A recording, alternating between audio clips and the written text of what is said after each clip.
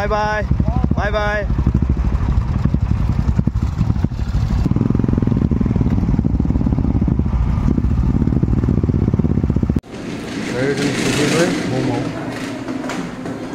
The boys, cute little boy here.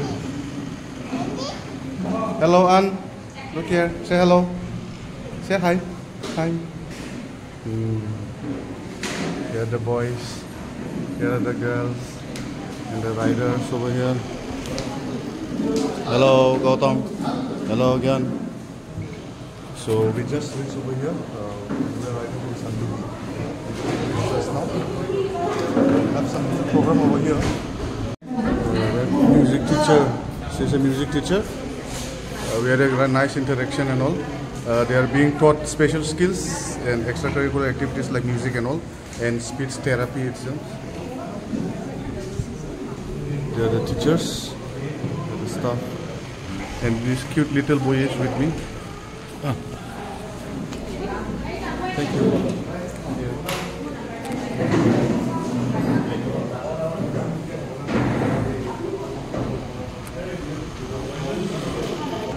It's a government registered home for person or children with special needs. Here's the phone number.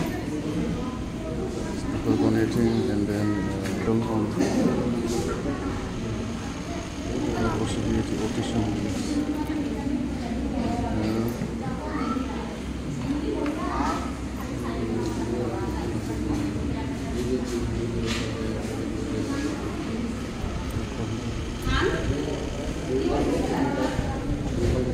Bogotopur Railipara.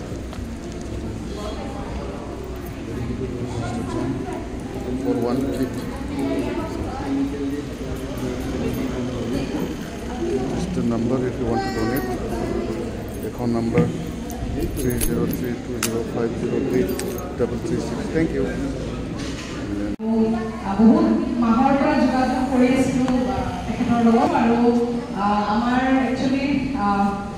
যোগাযোগ কৰাৰ পিছত আমাৰ বহুতখিনি চিন্তা কৰি আমি এইটো জেগাতে একেলগে গোট খালো আৰু মই অকণমান কৈ দিব বিচাৰিছোঁ আমাৰ এইটো ডেষ্টিনেশ্যন অৰ্গেনাইজেশ্যন আমাৰ এটা NGO হয় আৰু আমাৰ যিবিলাক স্পেচিয়েল চিলড্ৰেন এডাল্ট বা স্পেচিয়েল পাৰ্চনছ ডিউ চাম ইছ্যুজ তেওঁলোকে মানে আমি এই হোমবিলাকত তেওঁলোকক ৰখা হয় আৰু আপোনালোকে গমেই পাইছে আমাৰ খোলাত আৰু বিশেষকৈ আমাৰ ডেষ্টিনেশ্যনৰ এইটো মেইন অফিচ মেইন ইয়াতে আমাৰ এইটো আমাৰ ফাউণ্ডাৰ প্ৰেচিডেণ্ট মেম ৰূপা হাজৰিকা ডক্টৰ ৰূপা হাজৰিকা তেখেতৰ হয় তেখেতে আহিব অলপ পিছত তেখেতৰে অনুষ্ঠানটো তেখেতৰে ঘৰ হয় তেখেতৰ নিজৰ ডাঙৰ পুত্ৰ চিটুৱেশ্যনত থকাৰ কাৰণে তেওঁৰ কাৰণে এনেকুৱা হোমবিলাক এষ্টাব্লিছ কৰা হ'ল অৰ্গেনাইজেশ্যনটো আৰম্ভ কৰা হ'ল 2005 চনত তাৰপিছৰ পৰা আমাৰ এইটো চলি আহিছে লগতে ইয়াতে আমাৰ ল'ৰা ছোৱালী থাকে কিছুমান around 50 ওচৰা ওচৰি থাকে আৰু আমাৰ দুটা আৰু হোম আছে এটা আছে চিলড্ৰেনৰ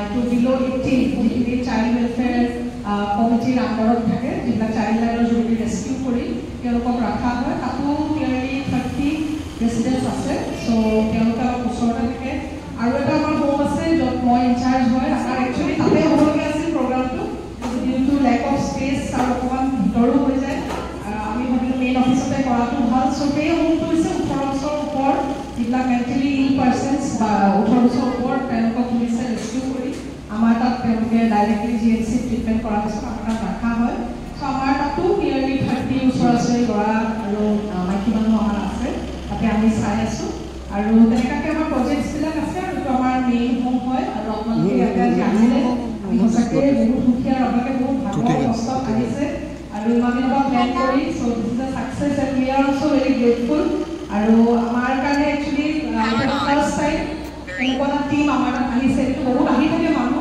বাট এইটো এটা নিউ এক্সপিৰিয়েঞ্চ আমাৰ কাৰণে so' we are thankful and grateful to you আৰু as a sign of appreciation আমাৰ ডেষ্টিনেশ্যনৰ ষ্টাফ ল'ৰা ছোৱালীসকলে এটা ৱেলকাম ছং গাব কৈছে আপোনালোকে এইটো শুনিব পাৰে আৰু আমাৰ এই গানবিলাক শিকাই আমাৰ মিউজিক টিচাৰ বাইদেউ আছে মামনি দাস বাইদেউ আপোনালোকক আপোনালোকে গম পাব যে music is very important therapy for this children so' সেইকাৰণে তেওঁ এটা খুব ইম্পৰ্টেণ্ট ৰোল প্লে কৰে আৰু তেখেতে গানটো তেওঁলোকক শিকাইছে লগতে আমাৰ টিচাৰসকল আছে আমাৰ বাইদেউ আছে ৰেখা কাকতি বাইদেউ তেওঁ মোৰ লগতে সেই মেণ্টেলি পাৰ্চন স্পেচিয়েল এডুকেটৰ বাইদেউ আছে আশামণি বাইদেউ তেখেতে ইয়াতে কৰি আছে স্পেচিয়েল এডুকেটৰ আৰু আমাৰ কেয়াৰ গিভাৰ আছে দীপ্তি ৰশ্মি আৰু আমাৰ বহুত আছে এইফালে হাচিনা বাইদেউ ৰেখা বাইদেউ আমাৰ খুব হয় আৰু খানাটো খুব ইম্পৰ্টেণ্ট চ' তেখেতে মেইনলি খানা বনাই খুৱায়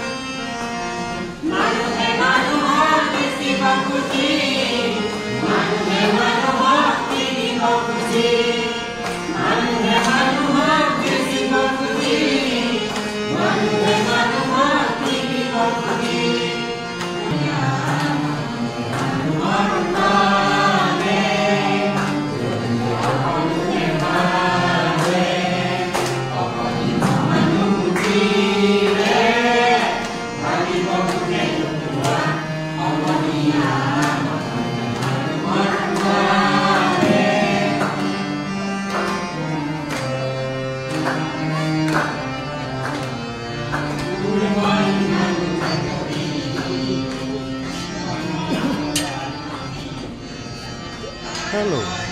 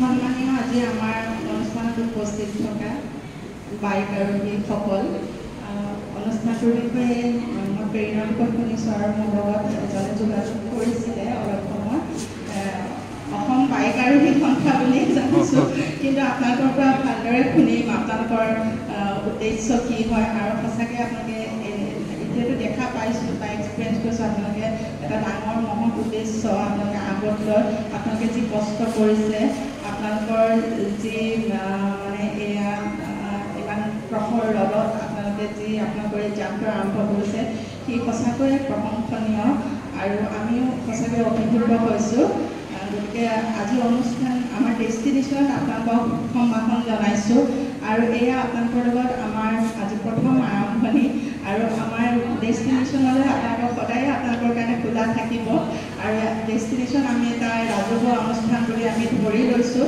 গতিকে এই অনুষ্ঠানত আচলতে সকলোৰে মানে সহায় সহযোগ আৰু আটাইতকৈ ডাঙৰ কথা মানে উৎসাহ দৰকাৰ গতিকে সেয়া আপোনালোকৰ পৰা পাম বুলি আশা ৰাখিলোঁ আৰু সকলোৰে আচলতে কৰ্মপন্থা বেলেগ বেলেগ কিন্তু সকলোৱে মানে এটা সমাজৰ কাৰণে ভাল কাম কৰিব বিচাৰে আৰু সমাজৰ কাৰণে প্ৰয়োজনীয় কাম কৰিব বিচাৰে যিটো আমাৰ সমাজত খুবেই দৰকাৰ গতিকে আমাৰো ঠিক তেনেধৰণে আমাৰ ডেষ্টিনেশ্যনৰ উদ্দেশ্য হৈছে যিসকল লোক মানসিকভাৱে প্ৰত্যাহৃত যিসকল লোকৰ মানে বিভিন্ন কাৰণত তেওঁলোকৰ মানসিক ৰোগ বা মানসিক এনেকুৱা এটা অৱস্থাত হয় যিটোত তেওঁলোকে নিজৰ যিখিনি বৌদ্ধিক তেওঁলোকৰ মানে সিদ্ধান্ত ল'ব লাগে বা দৈনন্দিন কাম কাজ কৰিব লাগে বা তেনেকুৱা সকলো ক্ষেত্ৰতে তেওঁলোকক আচলতে মানে সহায়ৰ প্ৰয়োজন হয় এই সহায় বিভিন্ন ধৰণে হ'ব পাৰে তেওঁলোকক আমি হয়তো দৈনন্দিন কাম কাজবিলাক কৰাত সহায় কৰিব লাগিব হয়তো কাৰোবাৰ মানসিকভাৱে ভাগি পৰিব পাৰে বা মানসিক কিবা ধৰণৰ উশৃংখলতা বা তেনেকুৱা ধৰণৰ মানে হ'ব পাৰে তেতিয়া সেই সময়ত আমাৰ আচলতে সহায়ৰ প্ৰয়োজন হয় আৰু সেই উদ্দেশ্য আগত ৰাখিয়েই 2005 চনত এই ডেষ্টিনেশ্যন প্ৰতিষ্ঠা কৰা হৈছিলে আৰু তেতিয়াৰ পৰা আমি এয়া 20 বছৰ হ'ল আমাৰ 3টা গৃহ আছে এই 3টা গৃহত আচলতে আমাৰ বেলেগ বেলেগ ধৰণে মানসিকভাৱে যিসকল মানে সহায়ৰ প্ৰয়োজন থকা লোক আছে তেওঁলোকক ৰখা হয় এটা আমাৰ আছে শিশু গৃহ 18 বছৰ তলৰ ল'ৰাসকলৰ কাৰণে তাতে আমি যিবিলাক মানে ৰাস্তাত ঘূৰি ফুৰে বা কিবা কাৰণে ঘৰৰ পৰা ওলাই আহিলে এবাণ্ডন হওক বা চেল্টাৰ গাইজ হওক তেনেকুৱা মানে ল'ৰাবিলাকক আমি মানে তাতে ৰাখোঁ আৰু তেওঁলোকক বিভিন্ন ধৰণৰ ট্ৰেইনিং প্ৰশিক্ষণ বা যিবিলাক ট্ৰিটমেণ্ট তেওঁলোকক চিকিৎসা প্ৰদান কৰা হয় আৰু তেওঁলোকক সদায় মানে এজন সক্ষম লোক হ'বলৈ যিমান পাৰি তেওঁলোকক মানে আমি তেওঁলোকক শিকোৱা হয় সেৱা প্ৰদান কৰা হয়